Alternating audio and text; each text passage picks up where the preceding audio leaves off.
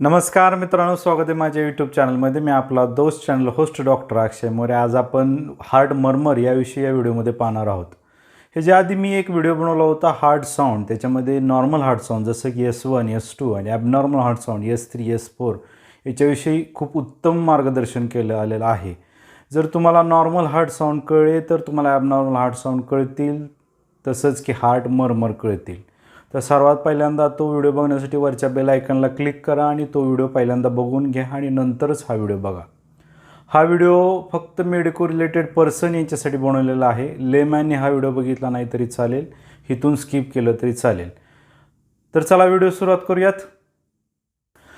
Heart murmur समजण्याच्या आधी हा नॉर्मल हार्ट साऊंड कसे असतात हे समजणं खूप गरजेचं आहे. तर हार्ट साऊंड रिप्रेझेंट हे S1, S2 आणि S1 अशा पद्धतीने केलं जातं.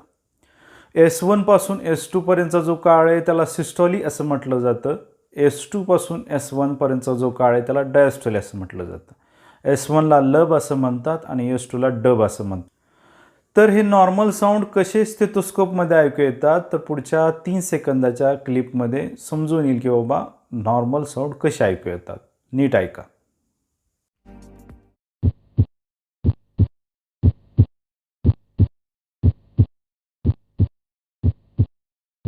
तर हे हार्ट मर्मर काय आहे? आपल्या हृदयामध्ये जे 4 झडपं असतात ज्याच्यामध्ये पल्मनरी, ॲओर्टिक, ट्रायकस्पिड आणि मायट्रल या 4 झडपामध्ये फिजिओलॉजिकली किंवा कुठलं ॲक्वायर्ड कॉजेसमुळं जर डिफेक्ट झाला तर जे ऑडिबल व्हायब्रेशन होतात ब्लड फ्लो वाहिल्यानंतर त्याच्यामुळं जो ऑडिबल साऊंड ऐकू येतो त्याला मर्मर असं म्हटलं जातं. तर हे मर्मर कसं तयार होतं? आपल्या नॉर्मल धमन्यामध्ये लुमिनार ब्लड फ्लो असतो, जे तुम्हाला शेजारच्या चित्रामध्ये दिसत असेल. परंतु जर त्या ब्लड फ्लोमध्ये काय अडथळा निर्माण झाला तर त्या ठिकाणी व्हायब्रेशन निर्माण होतात, ते ऑडिबल असतात, त्यालाच मर्मर असं म्हटलं जातं. तर मर्मर ह्या किती प्रकारच्या असतात? तर त्याच्यामध्ये मर्मर ह्या 2 प्रकारच्या असतात, ज्याच्यामध्ये सिस्टॉलिक मर्मर आणि दुसरं आहे ते डायस्टॉलिक मर्मर. सिस्टॉलिक मर्मर या 2 प्रकारच्या असतात. ॲओर्टिक स्टेनोसिस आणि मायट्रल रिगर्गिटेशन याचा त्याच्यामध्ये समावेश होतो. दुसरं जे डायस्टॉलिक मर्मर आहे त्याच्यामध्ये ॲओर्टिक रिगर्गिटेशन अँड मायट्रल स्टेनोसिस असे 2 प्रकारांचा त्यामध्ये समावेश होतो. तर चला सिस्टॉलिक मर्मरविषयी पाहूया. सर्वात पहिलं आहे ॲओर्टिक स्टेनोसिस. याच्यामध्ये सर्वात पहिलं S1 पासून S2 पर्यंतचा जो सिस्टॉलिक पिरियड आहे याच्यामध्ये होणारे हे मर्मर याला इजेक्शन सिस्टॉलिक मर्मर असंही म्हटलं जातं. तर याच्यामध्ये लक्षात ठेवलं पाहिजे आपण लब, हुश, डब असं त्याचं प्रोनाऊन्सिएशन आहे, जे ज्यावेळेस तुम्ही मर्मर ऐकता त्यावेळेस तुम्हाला ऐकू येईल. पुढच्या 3 सेकंदाच्या व्हिडिओमध्ये तुम्हाला लक्षात येईल की बाबा ॲओर्टिक स्टेनोसिस कसं असतं ते.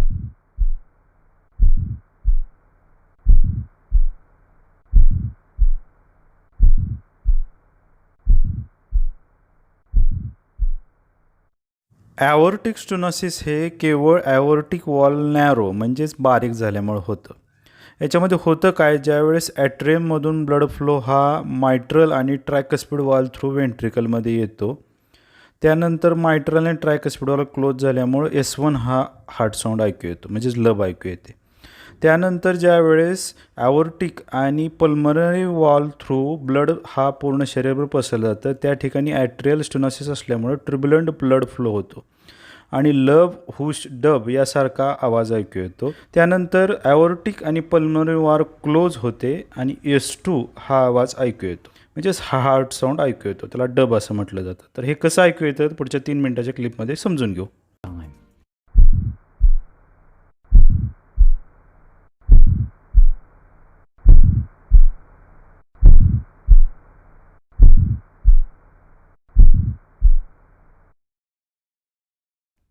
डिटेलमध्ये पाहूयात. सर्वात पहिल्यांदा नॅरोईंग ऑफ द ॲओर्टिक वॉल, म्हणजे ॲओर्टिक वॉल नॅरो झाल्यामुळे ॲओर्टिक स्टेनोसिस होतं.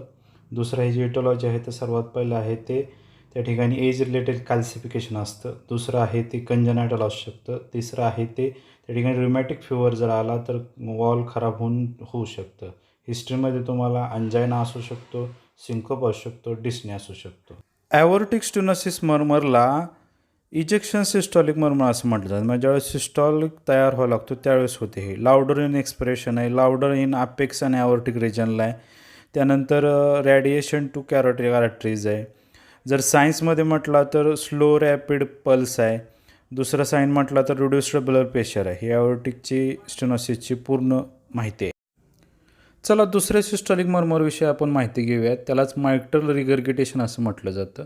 याच्यामध्ये जे पूर्ण सिस्टॉल आहे, या पूर्ण सिस्टॉलमध्ये जे मर्मर ऐकू येते त्याला पॅन सिस्टॉलिक मर्मर म्हणजेच मायट्रल रिगर्गिटेशन असं म्हटलं जातं. याच्यामध्ये होतं काय की बाबा ब्रर असा आवाज ऐकू येतो. तर पुढच्या 6 सेकंदाच्या क्लिपमध्ये ती कशी ऐकू येते ती कळेल. नीट ऐका.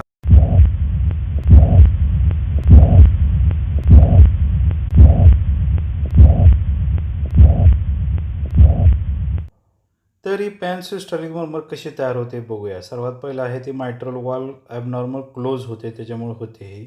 सर्वात पहिल्यांदा ॲट्रियममधून ज्यावेळेस मायट्रल वॉल आणि ट्रायकस्पिड वॉल थ्रू ब्लड हे वेंट्रिकलमध्ये येतं, त्यावेळेस मायट्रल आणि ट्रायकस्पिड वॉल क्लोज होते आणि S1 हा हार्ट साऊंड ऐकू येतो. त्यालाच लब असं म्हटलं जातं. परंतु ॲबनॉर्मल क्लोजिंग ऑफ मायट्रल वॉल त्या ठिकाणी एक ट्रिब्युलंट ब्लड फ्लो होतो आणि ब्लर असा आवाज येतो. त्यालाच मायट्रल रिगर्गिटेशन असं म्हटलं जातं. तर 6 सेकंदाच्या क्लिपमध्ये समजून घेऊ याचा आवाज कसा येतो ते.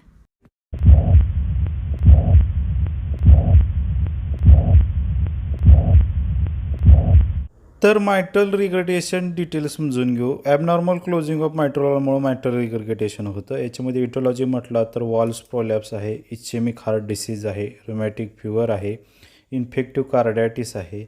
जर हिस्ट्रीमध्ये गेलात, क्लिनिकल हिस्ट्रीमध्ये गेलात तर डिस्निया, फटीक ही याची लक्षणं आहेत. ही जी मर्मर आहे हिला पॅन सिस्टॉलिक मर्मर असं म्हटलं जातं.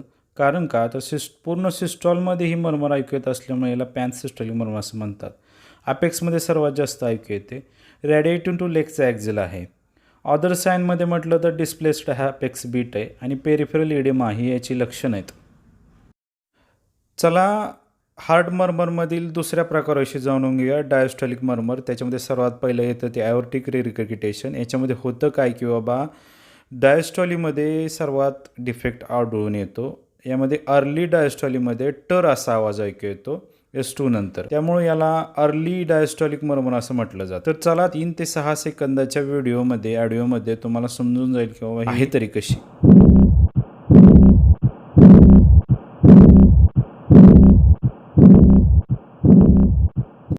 हे ॲओर्टिक रिगर्गिटेशन आपण डिटेलमध्ये समजून घेऊ. हे होतं कशामुळे abnormal closing of aortic wall.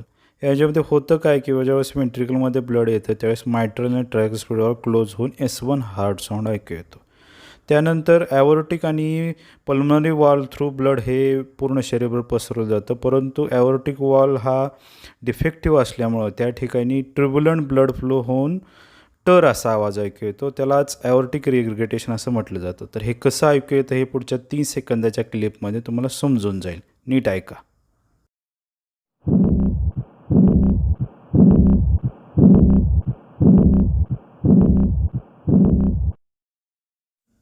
तर या ॲओर्टिक रिगर्गिटेशनला डिटेलमध्ये समजून घेऊ. Abnormal closure of aortic वॉलमुळं aortic regurgitation होतं. याची इटिओलॉजीमध्ये रुमॅटिक फिवर, मार्फॅन, रुमॅटॉइड आर्थरायटिस, इन्फेक्टिव्ह कार्डायटिस यासारखी कारणं आहेत. हिस्ट्रीमध्ये म्हटलं तर डिस्निया, अंजाना यासारखी लक्षणं याच्यामध्ये दिसतात. ही जी मर्मर आहे हिला अर्ली डायस्टॉलिक मर्मर असं म्हटलं जातं. Loudest at left sternal edge आहे. रेडिएशन टुवर्ड्स द अपेक्स आहे. अदर सायन्समध्ये म्हटलं तर कोलॅप्सिंग पल्स आहे, वाईड पल्स प्रेशर आहे, डिस्प्लेस्ड अपेक्स बीट आहे. चला शेवटच्या मर्मरपर्यंत जाऊयात. त्याचं नाव आहे मायट्रल स्टेनोसिस. मायट्रल स्टेनोसिसलाच मिड डायस्टॉलिक मर्मर असं म्हटलं जातं. म्हणजे हे डायस्टॉलमध्ये होतं, परंतु डायस्टॉलीच्या मध्यमध्ये होणारी जी मर्मर आहे त्याला मिड डायस्टॉलिक मर्मर असं म्हटलं जातं. याला प्रोनाऊन्सिएशनमध्ये लप डी डर असं म्हटलं जातं. पुढच्या 3 ते 6 सेकंदाच्या व्हिडिओमध्ये तुम्हाला समजून जाईल की बाबा मायट्रल स्टेनोसिस असतं तरी कसं.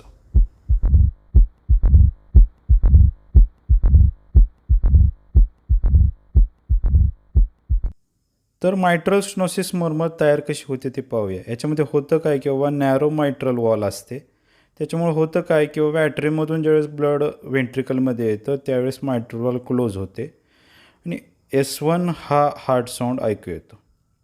त्यानंतर होतं काय की बाबा वेंट्रिकल कॉन्ट्रॅक्ट होतात आणि ॲओर्टिक आणि पल्मनरी वार थ्रू सर्व शरीरभर रक्त पोचवलं जातं आणि S2 हा हार्ट साऊंड ऐकतो. परंतु ज्यावेळेस लेफ्ट ॲट्रियममध्ये ब्लड येतं त्यावेळेस इन्क्रीज्ड आर्टेरियल प्रेशर असल्यामुळं त्या ठिकाणी लीक होते मायट्रल वॉल. त्यालाच ओपनिंग स्नॅप्स असं म्हटलं जातं. ह्या ओपनिंग स्नॅप्समधून ट्रिब्युलंट ब्लड फ्लो बाहेर येतो आणि त्याच्यामुळंच मायट्रल वॉल स्टेनोसिस मर्मर होते.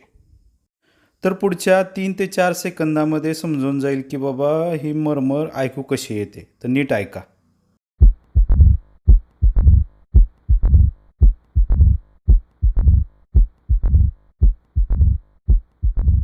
तर हे मायट्रल स्टेनोसिस नीट समजून घेऊया.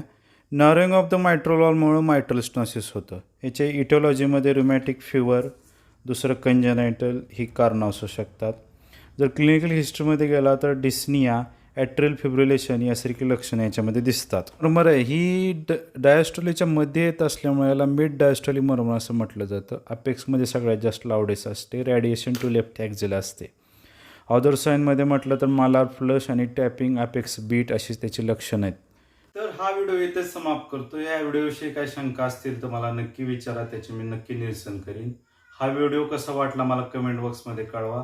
जर तुम्हाला मला यूट्यूबला, इंस्टाग्रामला किंवा माझ्या सोशल मीडियाला जर फॉलो करायचे असतील तर त्याच्या लिंक्स मी डिस्क्रिप्शन बॉक्समध्ये देईन. तिथे जाऊन तुम्हाला फॉलो करू शकता. हा व्हिडिओ पाहिल्याबद्दल सर्वांचा मनपूर्वक आभार.